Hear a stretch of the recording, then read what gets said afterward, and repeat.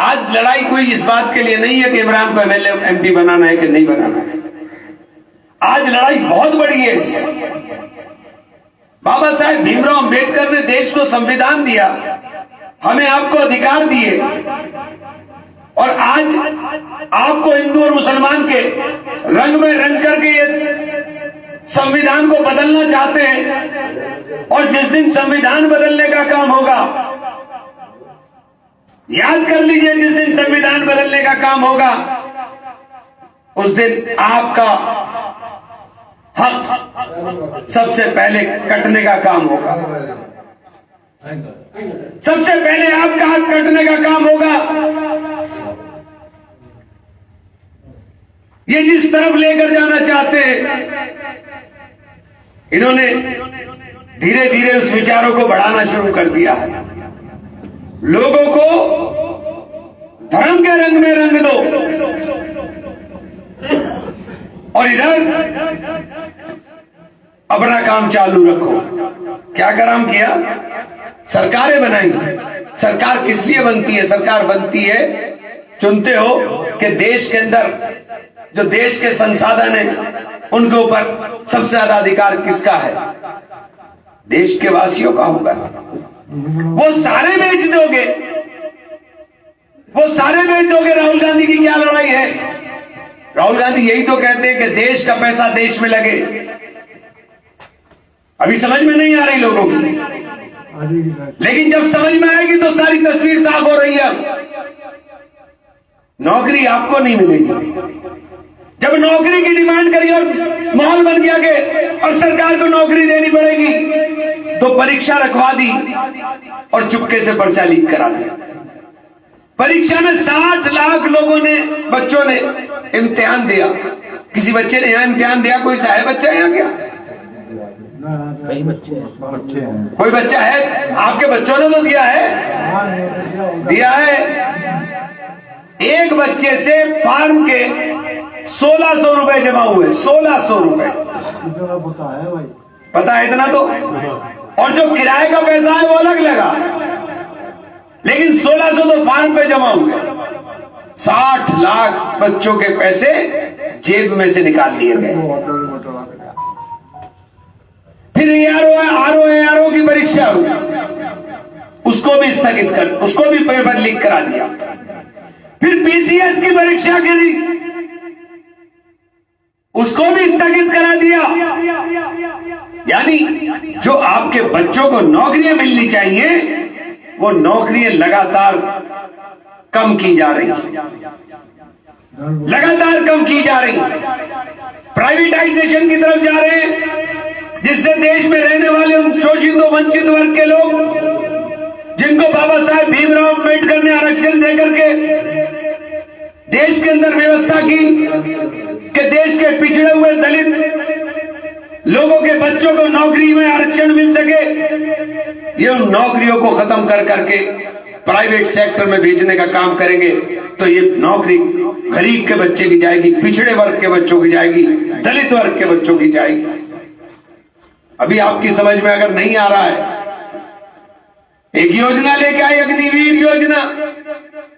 गांव के अंदर बच्चे सुबह सुबह दौड़ लगाते थे कि फौज में भर्ती हो जाए, अर्धसैनिक बलों में भर्ती हो जाए। किसका बच्चा भर्ती होता है? किसान का बच्चा भर्ती होता था ना। किसान का बच्चा अर्धसैनिक बलों में भर्ती होता था। ये अग्निवीर योजना ले आए, नाम दिया अग्निवीर का। उसके अंदर क्या कि 4 साल नौकरी करेगा और 4 साल के बाद ना उसकी कोई ग्रेजुएटी होगी, ना उसकी कोई पेंशन होगी, और 4 साल बाद वो नौकरी से निकाल दिया जाएगा। और उसका हाल क्या होगा कि वो ना घर का रहेगा, ना घाट का रहेगा, ना वो खेत में मजदूरी कर सकेगा, और ना उसके पास नौकरी होगी। फिर क्या करेगा?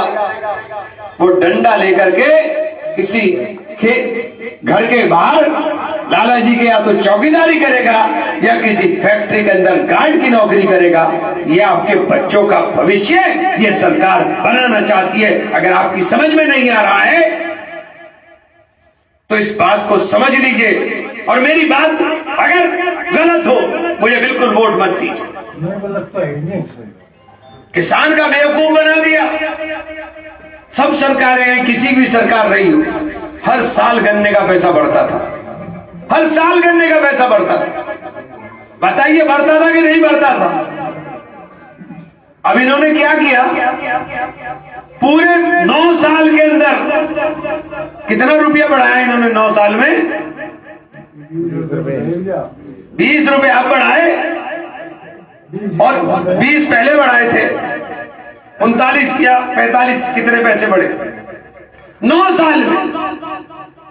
5 रुपए का भी एवरेज नहीं आया।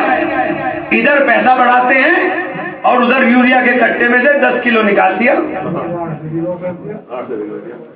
आप बताइए, कमाल ये देखिए कि इधर से डाला और इधर से निकाल लिया, और किसान को समझ रहे हैं कि किसान बेवकूफ है, और मैं समझता हूं शायद है, क्योंकि आपको अपने अधिकारों का नहीं पता है।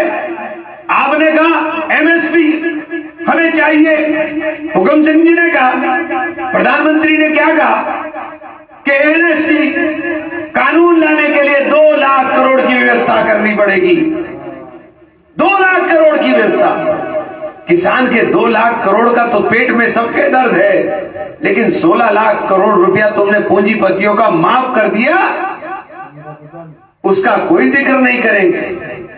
हमारी लड़ाई सिर्फ इतनी है कि हमारा नेता कहता है कि जिस दिन मेरी सरकार आएगी मैं उस दिन गारंटी देता हूं कि एमएसपी कानून लागू करेंगे। हमारे नेता ने गारंटी दी है, और ये मोदी की गारंटी नहीं, ये राहुल गांधी की गारंटी है। मोदी की पिछली गारंटी का क्या हुआ और राहुल गांधी की पिछली गारंटी का क्या हुआ, ये फैसला तब करना जब दोनों की गारंटियों का मिलान हो जाए। 15 लाख खाते में आए कि नहीं आए? ये गारंटी मोदी जी की थी, नहीं आए। राहुल गांधी ने जिस प्रदेश के अंदर चुनाव हुए उस प्रदेश में गारंटी दी, और उस गारंटी का पूरा 1 महीने के अंदर करने का काम किया। 2 लाख करोड़ रुपए। अरे इधर आ जाओ भाई संदीप, क्या बात करने लग जाते हो? लग गया, आओ इधर आ जाओ। 2 लाख करोड़ रुपया देने के लिए सरकार कहती है कि हम एमएसपी नहीं लागू करेंगे। हमारे नेता ने तमाम अर्थशास्त्रियों के साथ बैठकर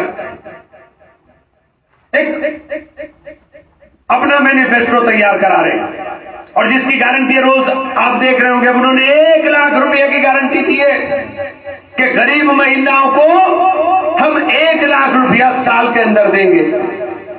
ये होती है गारंटी जो पूरी होगी। हिमाचल में जो गारंटी दी, अगर वो गारंटी 1 हफ्ते के अंदर पूरी करने की कवायद ना शुरू हुई हो तो मुझे 1 वोट मत देना। ये राहुल गांधी के मुंह से निकले हुए लफ्ज है।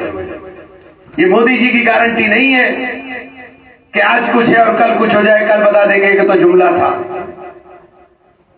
रोजगार आप देख रहे हैं, कभी देश के अंदर आपने माहौल देखा? मोदी जी ने इतनी सौगात दी। अरे लोकार्पण हुआ करता था, ये देश का पैसा था। लोकार्पण करते थे कि प्रधानमंत्री जी ने आज फलावा कार्यक्रम के अंदर ये चीज का लोकार्पण किया। अब तो तोहफा मिल रहा है, अब तो गारंटी मिल रही है।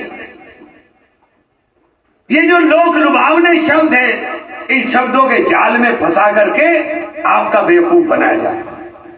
मैं आपसे बस इतनी सी बात कहना चाहता हूं कि अगर हम बनेंगे तो आपके अंदर ताकत होगी।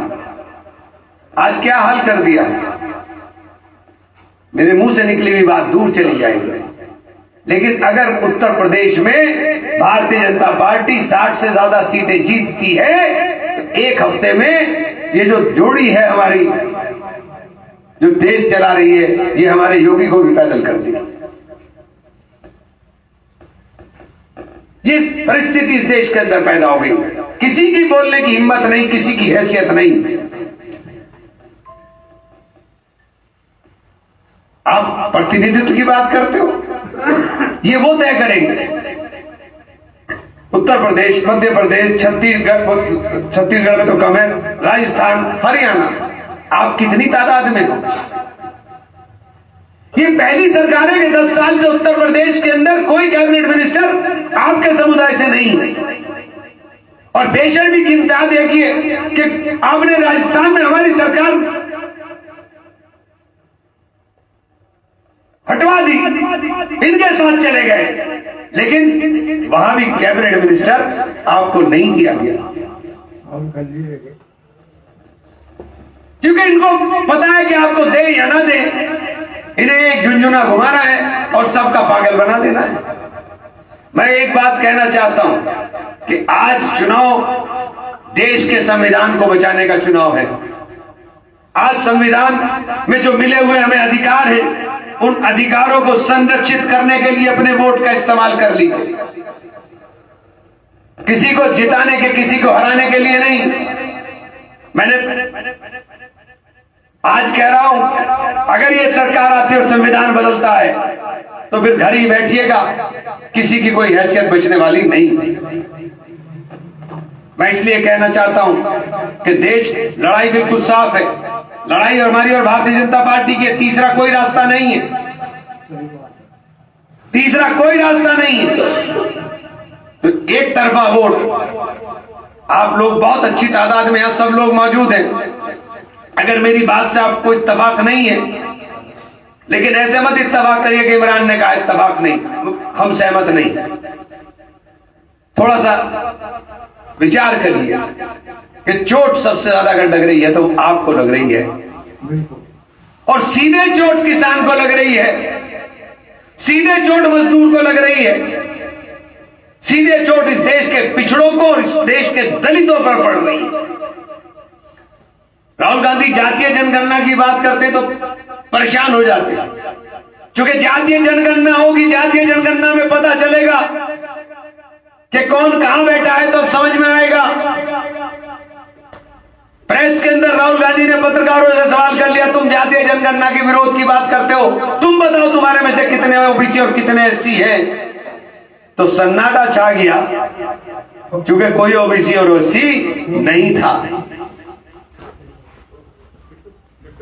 उन्होंने कहा कि कितनी देश के अंदर जो बड़े पैसे वाले लोग हैं उसमें कितने ओबीसी और कितने एससी हैं, तो आपको ताज्जुब होगा, 0 पर 0, एक भी नहीं।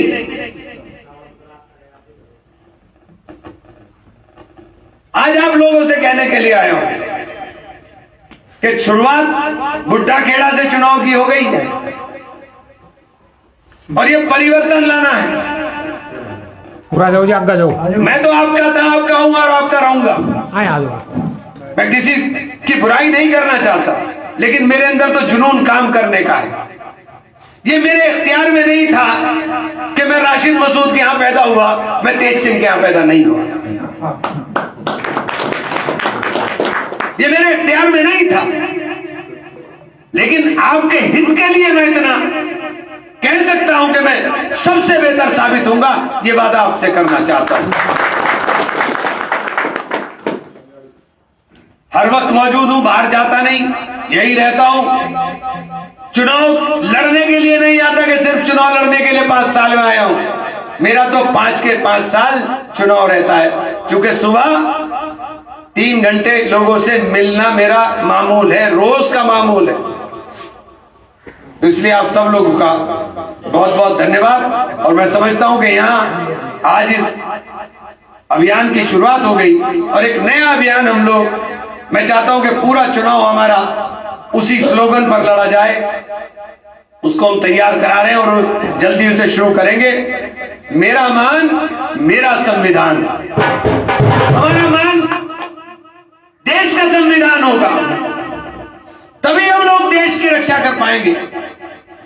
इसलिए मेरा मान मेरा संविधान के नारे के साथ हम लोग संविधान की रक्षा के लिए, इस चुनाव के लिए नहीं, केवल संविधान की रक्षा के लिए हम लोग साथियों इस चुनाव के अंदर कूदने का काम करेंगे, इस चुनावी समर को लड़ने का काम करेंगे। आप सब लोगों का बहुत बहुत शुक्रिया, बहुत बहुत धन्यवाद। जय हिंद, जय भीम।